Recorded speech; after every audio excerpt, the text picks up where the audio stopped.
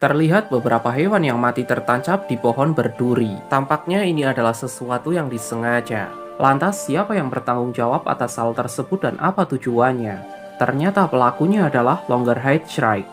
Ia mendapatkan julukan The Butcher Bird karena beberapa mangsanya memiliki racun, jadi ia akan membiarkan mangsanya tertancap selama beberapa hari sampai racun itu berhasil terurai. Bahkan memangsa burung lain yang ukurannya jauh lebih besar ketimbang dirinya pun adalah hal yang biasa.